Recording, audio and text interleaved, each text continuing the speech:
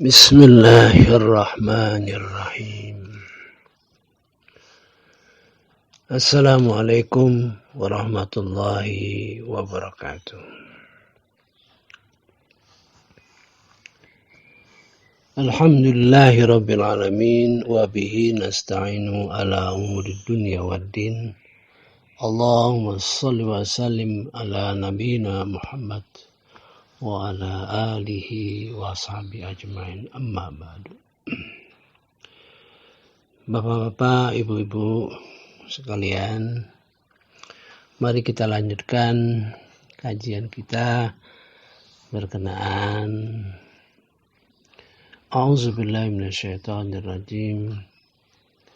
Ihdinas siratal mustaqim, siratal ladzina an'amta 'alaihim ghairil maghdubi 'alaihim waladdallin. Amin. Kita sudah sedikit menjelaskan bahwa kita mohon diberikan petunjuk pada jalan yang lurus, yaitu jalan orang-orang yang Engkau beri nikmat, bukan jalan orang-orang yang Engkau murkai, dan bukan jalan-jalan orang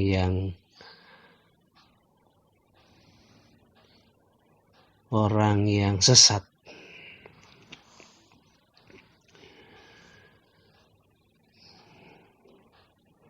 Poin-poin penting kemarin adalah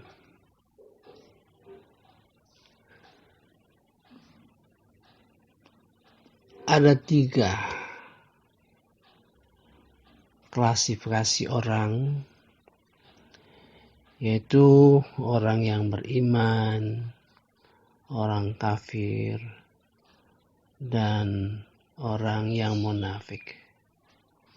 Itu artinya bagaimana surah Al-Fatihah itu terhubung dengan surah Al-Baqarah. Jadi di dalam surah Al-Baqarah itu ada 20 ayat yang menggambarkan orang-orang yang beriman, orang-orang yang kafir, dan orang-orang yang munafik. Kemudian kita jelaskan pula bahwa untuk mempermudah itu Rasulullah SAW merujuk pada satu orang-orang yang diberi nikmat itu siapa. Di dalam surah An-Nisa ayat 69 adalah para nabi, para siddiqin, para syuhada, dan para sholihin. Kita melihat di dalam ilmu balaghah bahwa setiap susunan itu ada kemungkinan terlihat tingkatannya. Jadi yang paling tinggi adalah para nabi, kemudian yang kedua adalah para siddiqin. Makanya Abu Bakar itu dikenal Abu Bakar Siddiq, siddiqin, orang yang dekat dengan Nabi Muhammad SAW. Kemudian syuhada, pejuang-pejuang. Kemudian para orang-orang yang soleh. Itu dalam ilmu balaghah, susunan demikian ada kemungkinan itu merupakan tingkatan-tingkatan. Kemudian dirujuk lagi orang Yahudi yang dimurkai Allah Subhanahu wa taala. Kemudian orang Nasrani, orang yang sesat. Jangan salah tangkap, jangan salah ngerti, merasa aku bukan orang Yahudi, aku bukan orang Nasrani, jadi merasa aman gitu. Ya. Oh, bukan, saya orang itu diberikan Yahudi itu sebagai simbol, ya. Di mana orang-orang Yahudi itu orang yang ada ilmu, ya, pengetahuan mengenai Alkitab, kemudian dia tidak laksanakan dengan baik. Kemudian orang Nasrani, orang yang tidak punya ilmu tapi melaksanakan sesuatu yang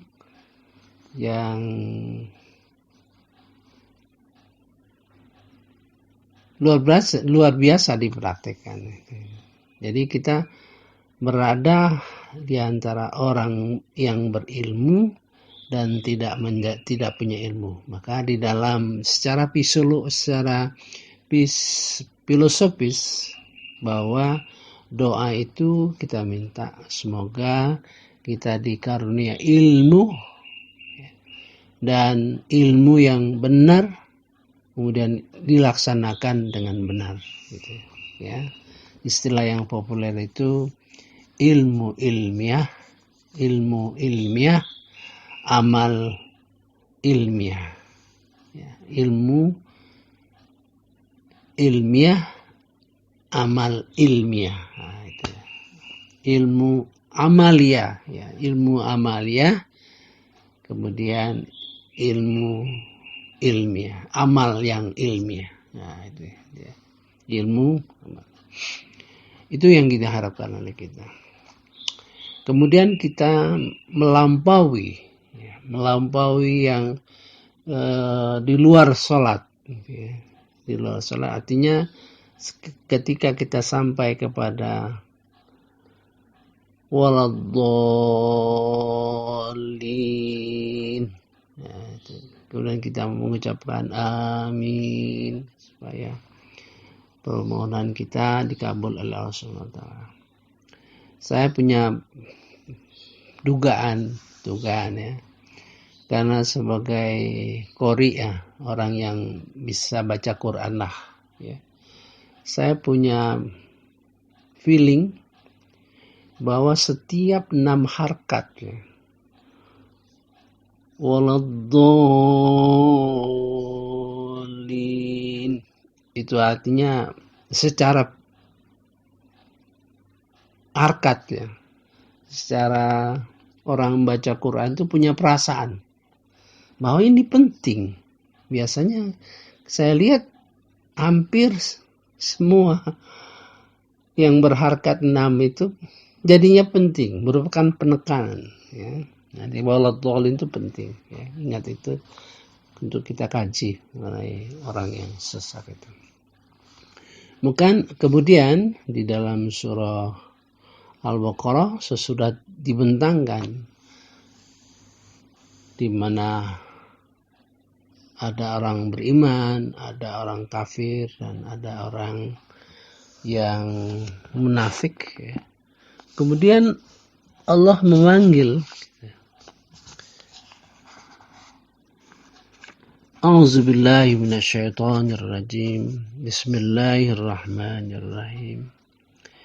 Ya ayyuhan nasu u'budu rabbakumul ladzi khalaqakum walladzina min qablikum la'allakum tattaqun.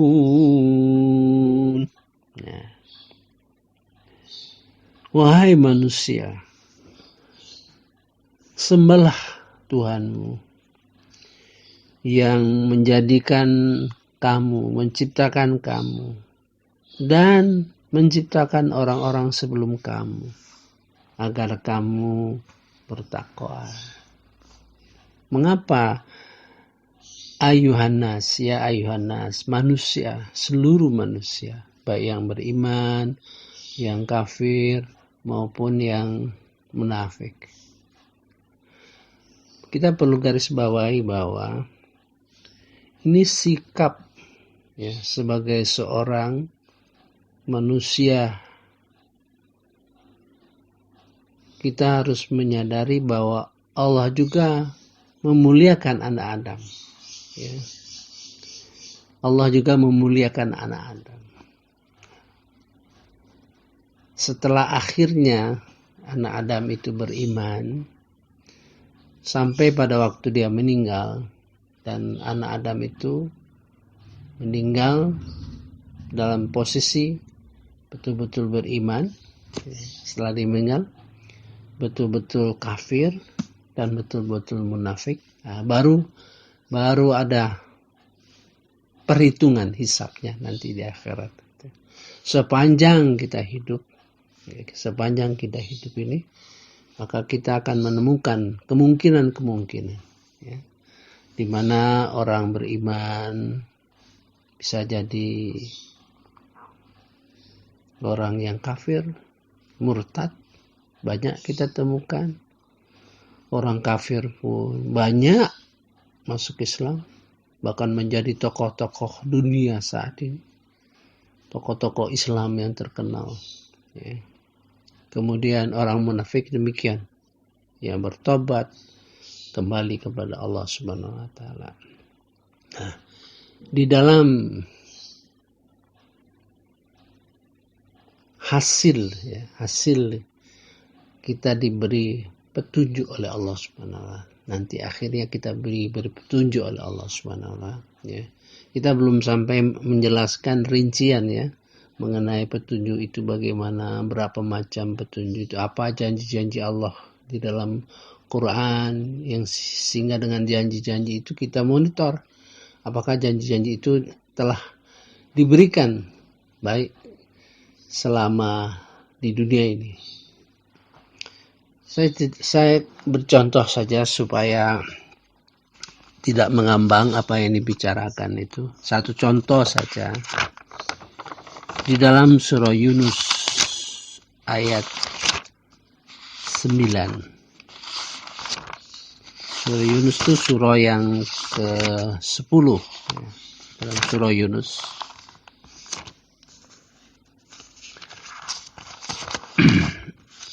A'udzubillahi minasyaitonirrajim. Bismillahirrahmanirrahim. Innal ladzina amanu wa 'amilus shalihat. Sesungguhnya orang yang beriman dan beramal soleh, yahdihim rabbuhum biimanihim, maka Allah akan memberikan petunjuk.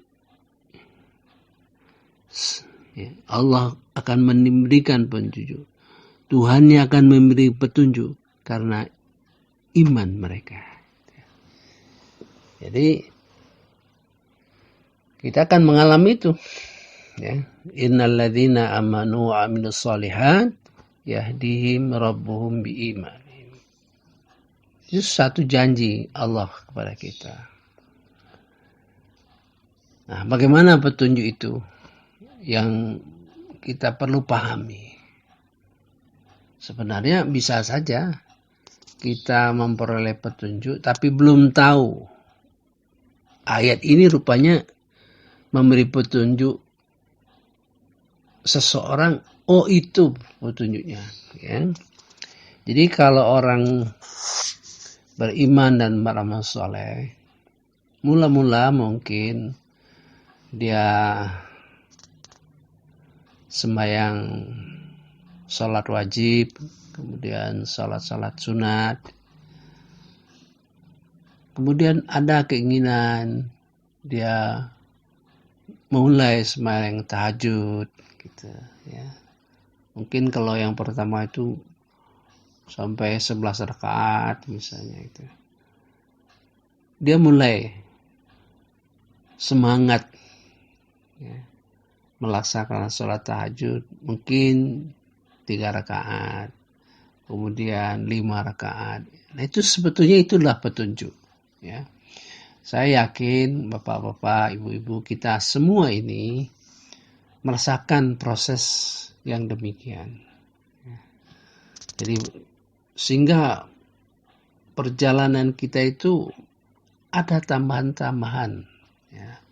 Walaupun mungkin kita nggak tahu. So, petunjuk Allah Subhanahu wa taala itu ada berupa ilham, ya. Kita misalnya ingin mengerjakan sesuatu, ingin berbuat sesuatu, diilhami oleh Allah dulu, ya.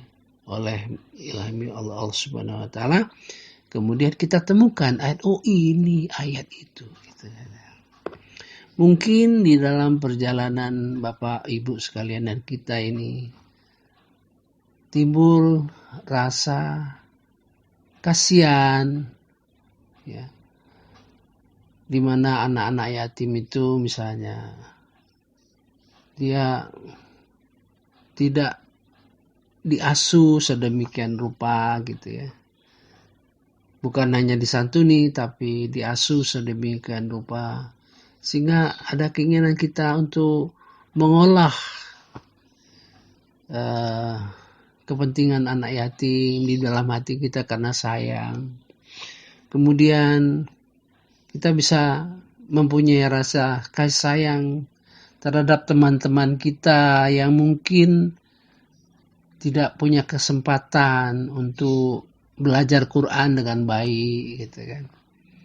Maka kita punya rasa sayang. Kita belum tahu bahwa itu ada sebetulnya di dalam Al-Quran.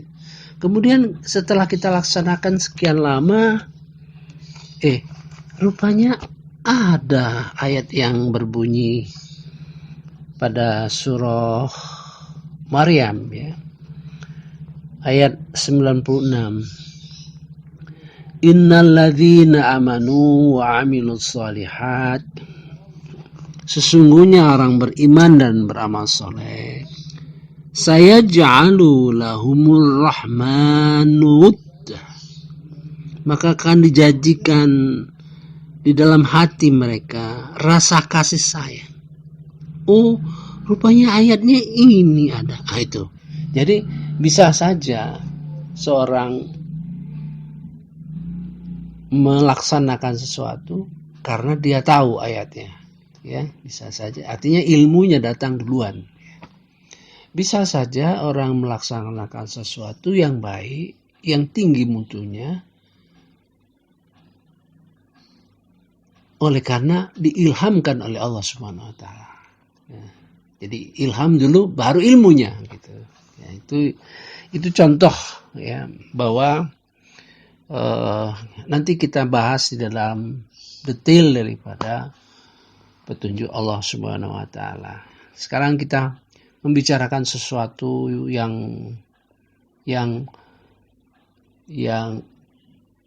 patut kita sikapi. Jadi kembali ke soal orang kafir, orang munafik maupun orang beriman.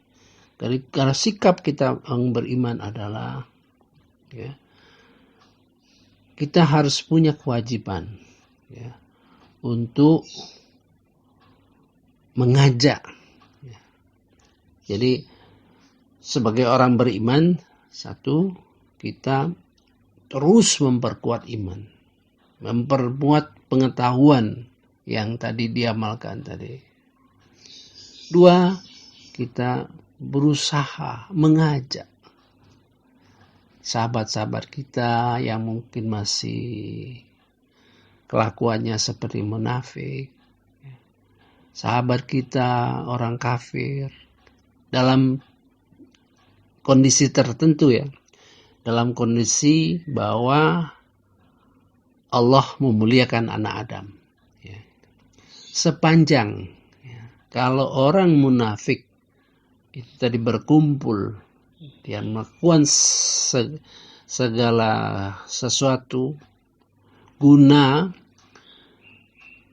dia laksanakan, ya, menyuruh yang mungkar dan mencegah yang ma'ruf.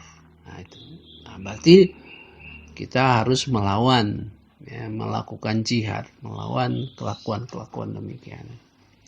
Kemudian orang kafir, ya, yang mungkin merugikan, ya, merugikan, melakukan tindakan yang tidak adil terhadap orang-orang muslim, maka kita lakukan perlawanan. Itu sepanjang itu belum dilakukan, maka sikap kita terhadap orang kafir maupun orang munafik adalah kasih sayang. Kita mengajak mereka untuk kembali ke jalan Allah Subhanahu wa taala. Itu.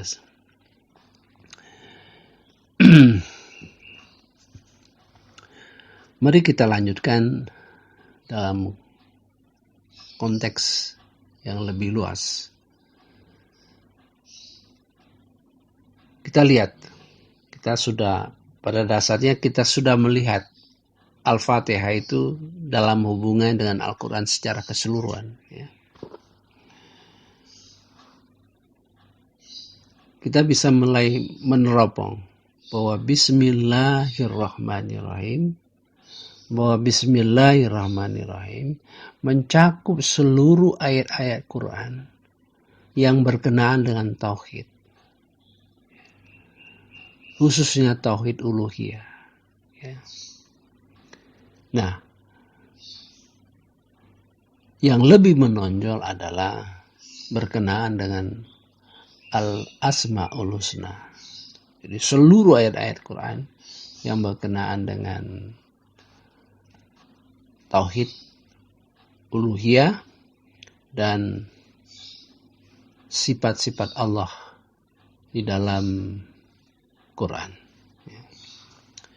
Kemudian Alhamdulillahirabbil alamin adalah seluruh ayat-ayat Al-Quran yang berkenaan dengan penyediaan fasilitas yang diberikan oleh Allah Subhanahu wa taala baik dimensi dunia dan akhirat. Seluruh ayat-ayat yang berkenaan dengan itu. Kemudian Ar-Rahman Ar-Rahim.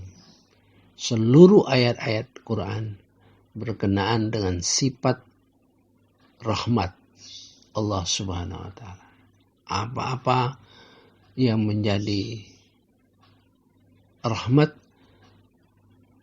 yang sumbernya dari Allah Subhanahu wa taala. Karena Nabi Muhammad sudah juga bersifat rahim, ya, bersifat rahim. Jadi kemudian Maliki Yaumiddin itu berkenaan dengan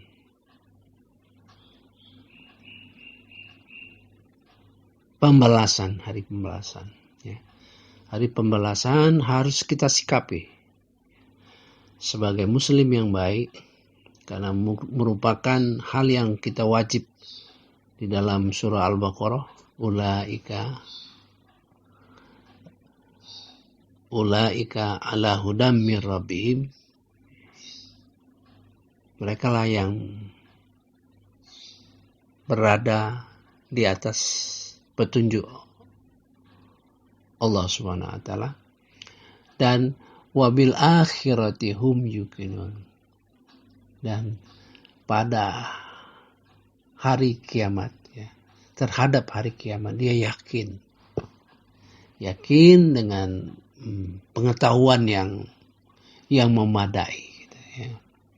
Jadi keyakinan kita kepada akhir hayat sebagai orang muslim itu suatu rahmat, ya, bukan suatu pemahaman sebagai pembalasan. Kita sudah mulai bahwa di dalam surat-surat yang berkenaan hari akhirat itu banyak prinsip-prinsip yang harus kita pegang. Misalnya surah Al-Qari'ah, kemarin kita pelajari bahwa surah Al-Qari'ah itu berkenaan dengan prinsip yang nomor satu lah, saya katakan prinsip nomor satu. Kalau seseorang itu pahalanya lebih besar daripada dosanya, maka dia secara prinsip orang itu masuk surga. Dan sebaliknya, kalau dosanya lebih besar dari pahalanya, maka dia masuk neraka. Gitu kan? Itu mengarahkan kita kepada istighfar. Kemudian iyyaka na'budu wa iyyaka nasta'in. Nah, ini mulai bagian daripada tersendiri yang tadi berkenaan dengan 4 poin penting ya tadi. 1, sifat Allah Subhanahu wa taala, tauhid. 2, apa yang dilakukan oleh Allah Subhanahu wa taala. Ya. Apa yang dilakukan, alhamdulillah. Kemudian apa yang tidak boleh kita hindari, tidak boleh kita merasa putus asa ya, berkenaan dengan rahmat Allah Subhanahu wa taala. Kemudian kita melihat hari akhirat itu suatu rahmat dari Allah Subhanahu wa taala untuk orang-orang yang beriman. Untuk orang-orang beriman, mudah-mudahan itu menggerakkan kita untuk beribadah dengan kuat, dengan serius dan sebagainya. Kemudian iyyaka na'budu wa iyyaka nasta'in. Ini proses untuk kita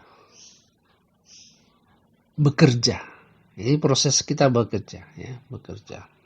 Bekerja itu dengan beribadah, dengan wujud pikiran ya, pikiran seperti zikir dan sebagainya itu mengenaki pikiran.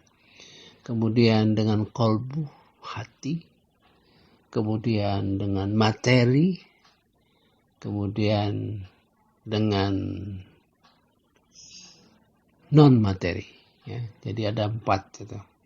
Jadi kita bekerja berdasarkan amal-amal kita. Amal-amal dikategorikan dalam 4. 1, pikiran, kemudian kolbu, kemudian materi, kemudian fisik, secara fisik ya, secara fisik. Nah, di dalam proses itulah kita sebagai manusia biasa, walaupun punya semangat yang hebat, yang luar biasa, katakan gitu, Allah tetap mengatakan, la yukallifullahu nafsan illa wus'aha. Ya. Tapi kita jangan mengabaikan pengertian la yukallifullahu nafsan illa wus'aha. Dalam contoh yang saya berikan, kalau kita dikaruniai oleh Allah Subhanahu wa taala lampu pijar yang 100 watt, maka kita harus bersinar dalam kapasitas 100 watt. Jangan kita bersinar dengan 50 watt, 25 watt, atau 5 watt. Ya.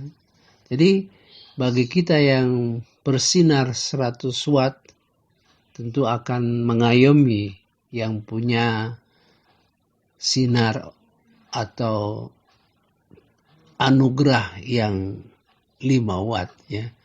Kalau ada lampu yang 5 watt, dia akan hilang kan, akan dibantu oleh yang 100 watt. Ya. Itu untuk memudahkan pengertian saja. Nah,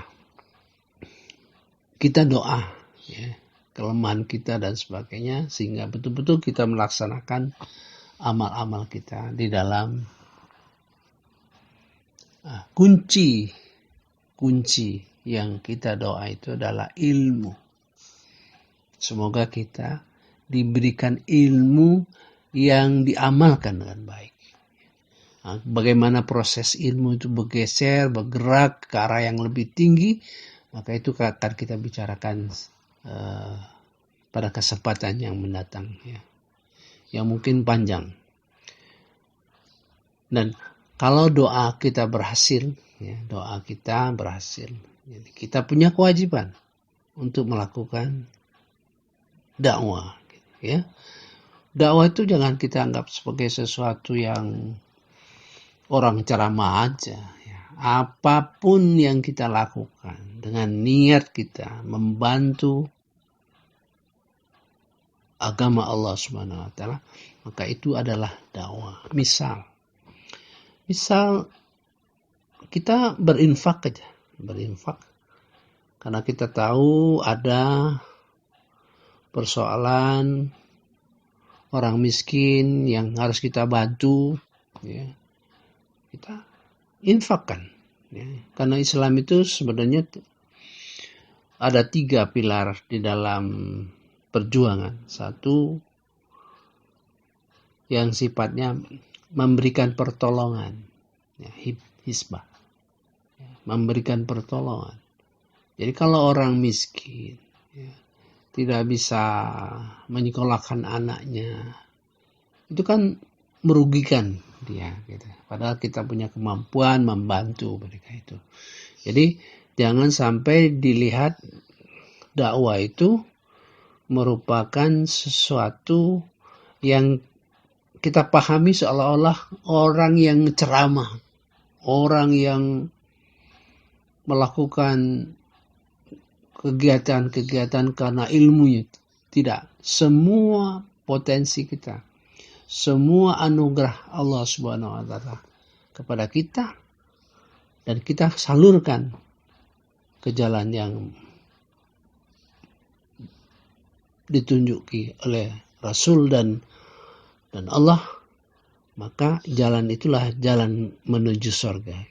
Apapun potensi yang ada pada kita, kita salurkan kepada jalan yang benar, maka itu adalah potensi menuju surga. Nah, iyyaka na'budu wa iyyaka nasta'in. Nah, ihdinas siratal mustaqim, ya tadi pengetahuan sehingga kita beramal. Kita bisa melihat bagaimana Al-Quran Karim, ya, ilmu yang dianugerahkan kita, membaca Al-Quran, memahami Al-Quran, kemudian tahu, memahami bagaimana melaksanakannya, itu bukan satu ilmu. Dan kita mulai keluar.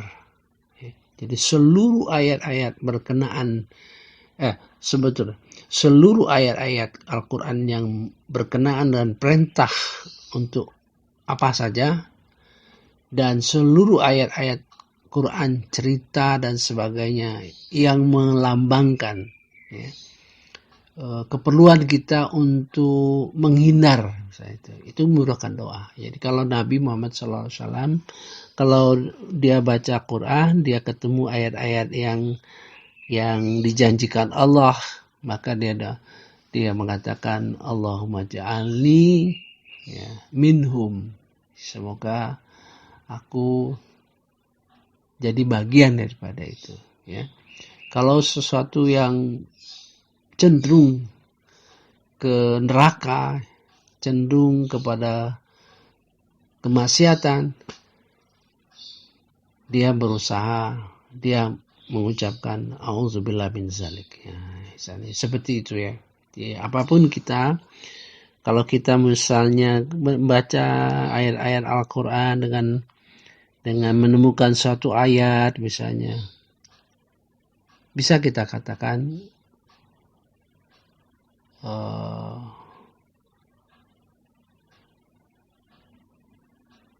zikir, bisa katakan melalui zikir subhanallah, ya kan, masya Allah. Jadi kita paham masing-masing posisi daripada ayat-ayat tersebut. Nah,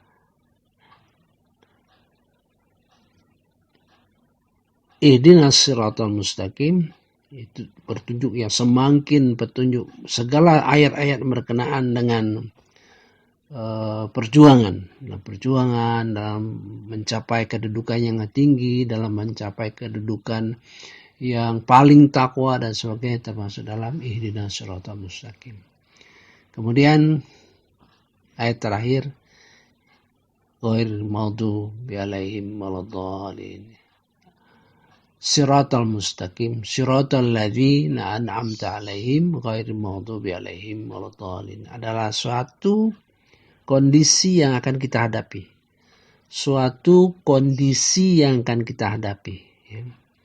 Kita berhadapan dengan orang kafir, kita berhadapan dengan orang munafik. Ini segala ayat-ayat berkenaan dengan perjuangan. Jadi saya kira itulah gambarannya.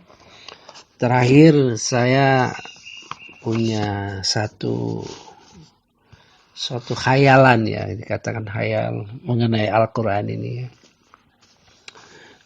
Kita lihat ya di surah An-Nasr. A'udzubillahi minasyaitonirrajim. Bismillahirrahmanirrahim. Idza jaa'a nasrullahi wal fath wa ra'aitan nasa yadkhuluna fi dinillahi afwaja. Apabila telah datang pertolongan Allah dan kemenangan, dan kamu melihat manusia mereka masuk ke dalam agama Allah dengan berbondong-bondong. Dan katakanlah, fasabbih bihamdi rabbika wastaghfir innahu kana tawwaba.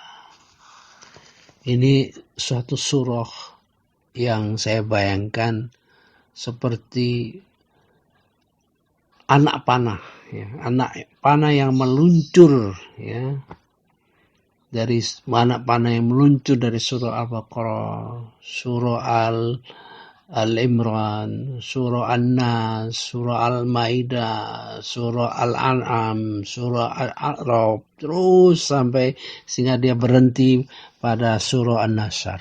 Panah-panah yang berhenti pada surah An-Nasr, dan kita sedapat mungkin ikut serta, ya, sedapat mungkin ikut serta pada panah yang luar biasa itu, yang berhenti, ya, dia berhenti di surah An-Nasr, di mana di atasnya adalah surah Al-Kafirun, Qul ya ayyuhal kafirun, di bawahnya Tabbat yada abil habib wa tab.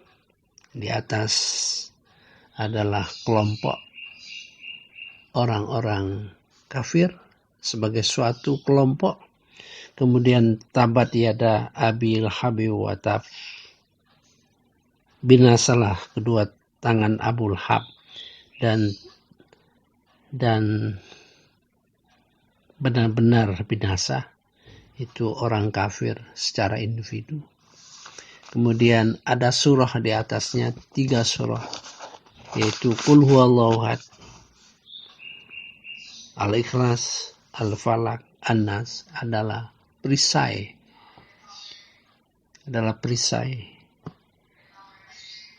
yang menaungi anak panah itu. Saya kira itu saja, ya. Nanti kita mulai detail, mulai kita kembali ke penjelasan ayat per ayat, kata per kata, ya. Kalau tadi selama 2 hari ini kita menjelaskan sesuatu yang memberikan wawasan kepada kita, wawasan berpikir bagaimana Al-Quran itu memberi pelajaran pada kita. Jadi kita ingat bahwa posisi orang Islam, orang beriman, orang kafir, dan orang munafik dalam kondisi dia sebagai manusia, ya, di hadapan Tuhan, di hadapan Allah Subhanahu wa Ta'ala, mereka punya kesempatan untuk menjadi hamba-hamba yang baik. Bisa saja orang beriman menjadi murtad, orang kafir menjadi masuk Islam dan sebagainya. Kita lihat sekarang ini seperti dokter seperti Ahmad Didat, ya. Dia belajar Ahmad Didat itu belajar berdakwah dengan perbandingan agama, ya, dan perbandingan agama Islam dan Kristen. Kemudian lahir Zakir Naik. Zakir Naik itu saya pernah dengar rasanya, dia dipesan oleh Ahmad Didat karena dia muridnya Ahmad Didat. tidak saja Islam dan Kristen, tapi juga agama-agama lain. Ahmad Didat itu lebih ke multi agama. Dan bagaimana kuatnya dakwah yang dilakukan oleh saudara-saudara kita itu bukan main ya. Kadang-kadang kita iri rasanya. Saya kira cukup ya.